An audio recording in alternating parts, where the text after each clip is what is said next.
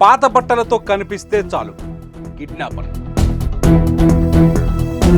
భిక్షాటన చేస్తూ కనిపించినా సరే కిడ్నాపర్. ఊళ్ళోకి బంధువులు వచ్చినా సరే కిడ్నాపర్. అడిగేదేలే, కర్రలతో సావగొట్టుడే. Kidnap kidnap kidnap. తెలంగాణలో ఎక్కడ చూసినా ఇప్పుడు జరుగుతున్న రచ్చ ఇదే. వాట్సాప్ మెసేజ్ల్లో చెలరేగుతున్న వదంతులు అమాయకులకు మరణ శాసనాలవుతున్నాయి. ముకుంద జ్యువెలర్స్ తెలంగాణలో మొట్టమొదటి ఫ్యాక్టరీ అవుట్లెట్ మన కొత్తపేటలో ఫిబ్రవరి 14న గొప్ప శుభారంభం. గ్రామాలు పట్టణాలు అన్న తేడా లేదు. ఊళ్ళో ఎవరైనా కొత్త వ్యక్తి కనిపిస్తే చాలు అతన్ని వెంటాడి కర్రలతో కొట్టి చంపేస్తున్నారు. తెలంగాణలోని ఏ గ్రామానికి వెళ్ళినా, ఏ పట్టణానికి వెళ్ళినా కిడ్నాపర్ల కథే నడుస్తోంది. ఏ నలుగురు గుమిగూడినా కిడ్నాపర్ల గురించే మాట్లాడుకుంటున్నారు. పిల్లలను ఎత్తుకుపోయే ముఠాలు తిరుగుతున్నాయట. వాళ్ళ పట్ల జాగ్రత్తగా ఉండాలనే తప్పుడు ప్రచారం అమాయకులను కూడా రెచ్చగొట్టేలా చేస్తోంది.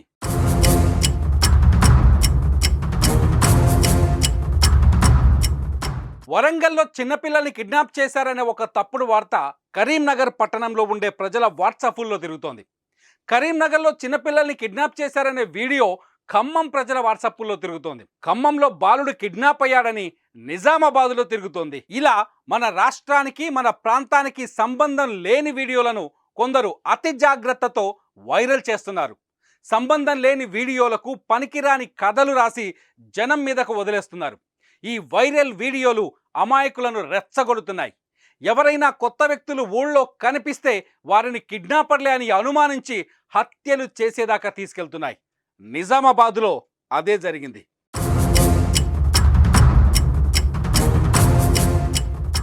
రాజు అనే వ్యక్తి నిజామాబాద్ రూరల్ ఏరియాలో ఉన్న ఖానాపూర్ అనే గ్రామంలో నివాసం ఉంటాడు. అతను ఒక అనాథ. భిక్షాటన చేసుకుంటూ బతికే రాజు ఎవరైనా అన్నం పెడితే తింటాడు, లేదంటే పస్తులుంటాడు. ఎప్పటిలాగే నిజామాబాద్లో భిక్షాటనకు వచ్చిన రాజు నిజామాబాద్ గాయత్రి నగర్లో భిక్షాటన చేస్తూ కనిపించాడు. కాకపోతే అతను భిక్షమెత్తుకోవడానికి ఆడవేషంలో తిరుగుతుంటాడు. అయితే రాజును గుర్తించని కొందరు వ్యక్తులు అతడు కిడ్నాపర్స్ అని రెచ్చిపోయారు. కర్రలు తీసుకొని చిత్తకబాదారు. పోలీసులు వచ్చేసరికి అతన్ని సావగొట్టేశారు.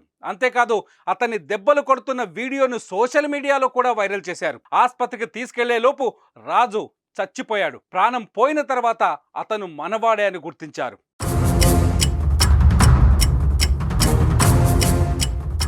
నిజానికి కిడ్నాపర్స్ లేరని చెప్పడానికి లేదు. పిల్లల కిడ్నాపులు జరగట్లేదా అన్న ప్రశ్నకు సమాధానం కూడా లేదు. కానీ అవి ఎప్పుడూ జరిగే బుదంతాలే. ఏదో ఒక చోట కుట్రతోనో కక్షతోనో పిల్లల్ని కిడ్నాప్ చేసే దుర్మార్గులు ఉన్నారు. మొన్న చౌటుప్పల్ మండలంలో అదే జరిగింది. ఓ బాలికని కిడ్నాప్ చేయడానికి కొందరు వ్యక్తులు ప్రయత్నించారు. కానీ కిడ్నాపర్లను స్థానికులు గమనించడంతో వాళ్ళు పారిపోయారు. అయితే జరిగిన సంఘటనను జరిగినట్టుగా చెబితే సరిపోతుంది. కానీ కొందరు వ్యక్తులు జరగని సంఘటనలను జరిగినట్టుగా క్రియేట్ చేసి జనంలోకి వదులుతున్నారు. దీనికి అన్యం పుణ్యం ఎరగని అమాయకులు బలైపోతున్నారు.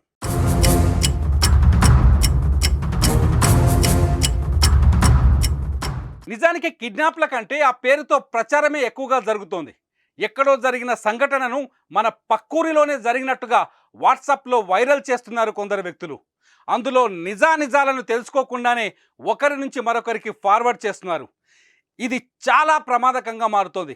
కిడ్నాపర్లు తిరుగుతున్నారు అనే వదంతులు వ్యాపించడంతో గ్రామాల్లో ఎవరు కొత్త వారు కనిపించినా ప్రజలు అనుమానిస్తున్నారు.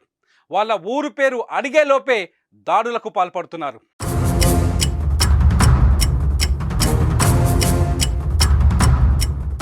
చిన్నారుల పట్ల జాగ్రత్తగా ఉండటం మంచిదే. కొత్త వ్యక్తులను నమ్మకూడదని మన పిల్లలను ఎడ్యుకేట్ చేయటము మంచిదే. కానీ ఊళ్ళలో కనిపించే కొత్త వ్యక్తులంతా కిడ్నాపర్లే అనుకుంటే పొరపాటు. పాత దుస్తులు వేసుకొని తిరిగేవాళ్ళు, భిక్షాటన చేసేవాళ్ళు, ఊళ్ళోకి వచ్చే బంధువులను కూడా ముందు పలకరించి వాళ్ళ వివరాలు తెలుసుకోండి. కానీ గుడ్డిగా దాడులు చేసి వారి ప్రాణాలు మాత్రం తీయకండి. అనుమానస్తులు కనిపిస్తే పోలీసులకు సమాచారం ఇవ్వండి. చట్టానికి పట్టించండి. కానీ చట్టాన్ని చేతుల్లోకి మాత్రం తీసుకోకండి. ముఖ్యంగా వాట్సాప్ల్లో తిరిగే వైరల్ వార్తల పట్ల జాగ్రత్తగా ఉండండి. అంతేకాదు అవన్నీ నిజాలని మాత్రం నమ్మి మోసపోకండి.